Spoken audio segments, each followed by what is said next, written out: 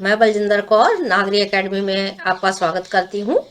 कक्षा 10 की पुस्तक क्षितिज के पाठ 1 कहानी यह भी, जिसकी लेखिका मनु भंडारी है, उनका जीवन परिचय और सार हम पढ़ेंगे। लेखिका का परिचय है कि मनु भंडारी का जन्म सन 1931 में मध्य प्रदेश के भानपुरा गांव में हुआ। उन्होंने दिल्ली के मिरांडा हाउस कॉलेज में अध्यापन का कार्य किया, यानी पढ़ाने का कार्य किया है। उनकी शिक्षा राजस्थान के अजमेर शहर में हुई।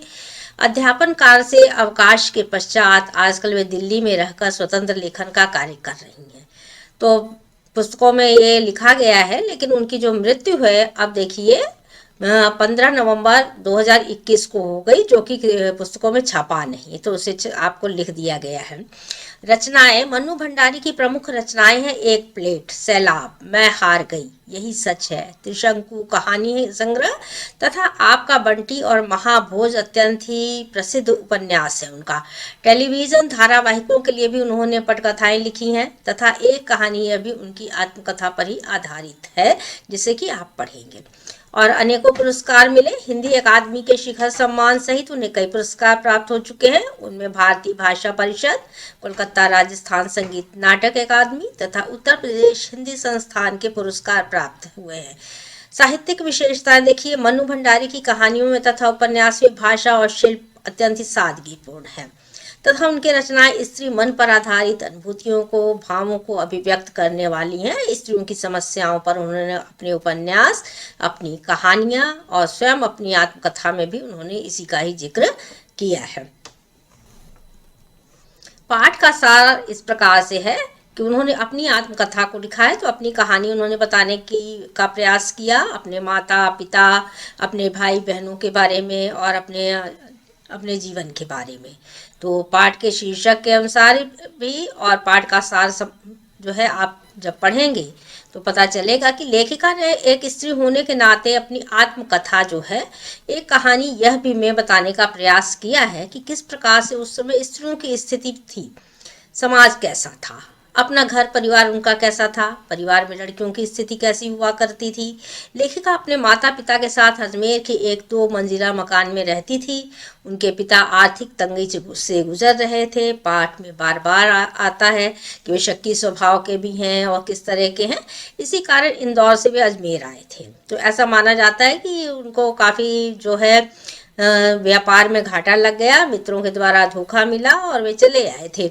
उनके पिता का जीवन पहले काफी खुशहाल तथा समृद्धिपूर्ण था, परंतु धीमे धीमे व्यापार में घाटा लगने के कारण आर्थिक तंगी से उन्हें गुजरना पड़ा।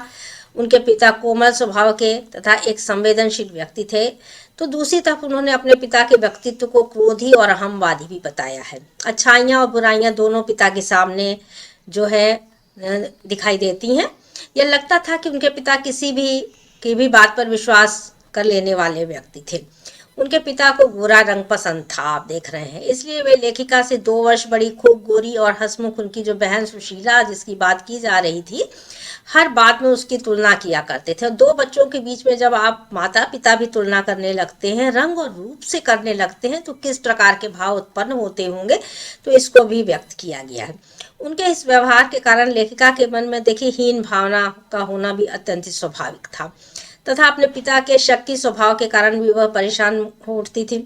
माँ अनपढ़ थी, परंतु अत्यंत ही सहनशील थी, क्योंकि पिता के विरोध का सामना उन्हें प्रतिदिन करना पड़ता था। वह पिता की हर फरमाइशों को पूरा करती थी, उनकी जो माँ थी, परंतु अपने लिए कभी भी उन्होंने कुछ नहीं मांगा था। सीधी सादी एक साधारण महिला थी।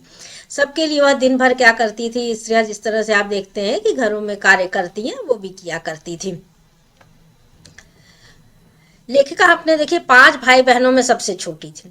अपने घर मोहल्लों में उस समय देखिए आसपास के लोगों के यहाँ लोग चले जाते थे, कोई पाबंदी नहीं हुआ करती थी। आसपास के मोहल्लों के पात्र ही उनकी कहानियों में भी रचे बसे हैं, आप देख रहे हैं।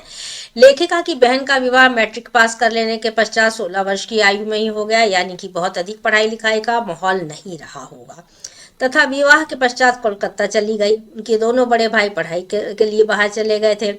उनके घर परिवार में राजनीतिक पार्टियां होती थी, जिनमें जमकर बहस होती थी। लेखिका के पिता की बहस करने में भी रुचि थी, राजनीति में वे दिलचस्पी लेते थे।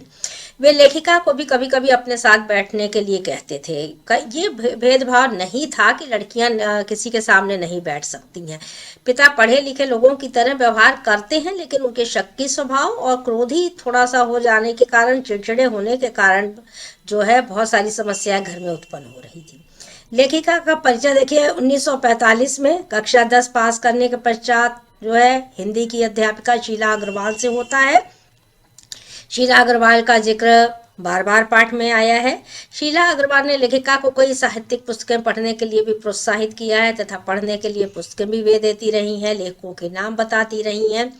लेखिका राजनीतिक गतिविधियों में भी रुचि लेने लगी तथा लड़कों के साथ सड़क पर आप देख रहे हैं कि नारे लगाने लगी। यह बात लेखिका के पिता को बिल्कुल अच्छी नहीं लग रही थी, क्योंकि लोग बाहर से आकर शिकायत किया करते थे। एक बार कॉलेज की प्रधानाचार्य का पत्र आया पिता उनके के पास और लेखिका पर अनुशासनात्मक कार्यवाही की जाने की बात होने लग गई, क्योंकि लड़कियां क्लास में पढ़ने नहीं जाती थी, नारेबाजियां हो रही थी। घटना असल में आपके 1947 के पहले की है। तो छात्र नेता, छात्र जो थे वो भी क्या थे, आप देख रहे हैं कि आज़ादी की लड़ाई में भाग लेने के लिए उत्सुक थे, और यह कहानी उनकी उसी के इर्द गिर्द की ही है। लेखिका अपने पिता के क्रोध के कारण पड़ोस के घर में जाकर छिप गई। उन्हें लगा डांट पड़ेगी। पिता के कॉलेज से लौटकर आने पर उन्होंने क्या देखा कि वे खुश हैं। उन्हें बुलाया गया था और उसे पड़ोस से बुलाकर लाया गया। ये बताया गया कि लेखिका उसकी 2 सहेलियों के सहारे ही क्या चल रहा है, कॉलेज चलता है। बेटी की इन बातों पर उन्हें क्या हुआ, काफी गर्व भी महसूस हुआ कि उनकी बेटी जो है इतनी लायक है।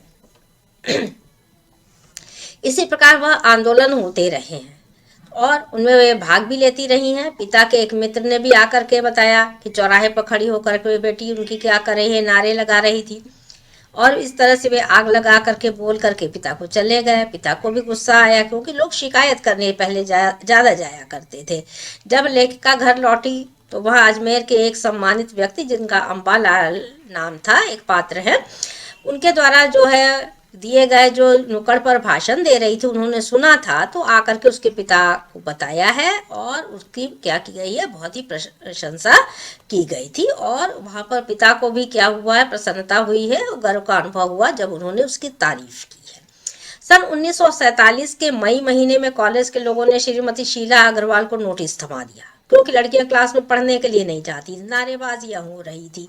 तो जब पढ़ने के लिए बच्चे नहीं जाएंगे तो कहा जाता था कि वे क्या कर रही हैं वहाँ पर, इसलिए उनको नोटिस दे दिया गया और उनकी 2 सहेलियों का भी प्रवेश निषिद्ध कर दिया गया, उन्हें रोक दिया गया।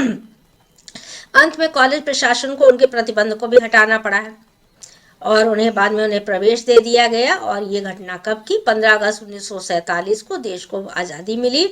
लोग वहां गए थे, लेकिन लेखिका वहां नहीं जा पाई थी और आज़ादी की खुशी के सामने कॉलेज में दोबारा जो प्रवेश उन्हें मिला था, वो खुशी बहुत अधिक उन्हें नहीं मिल पाई और देश क्या हो गया था, आज़ाद हो गया। तो इस तरह से आपने इस पूरी कहानी के सार को पढ़ा।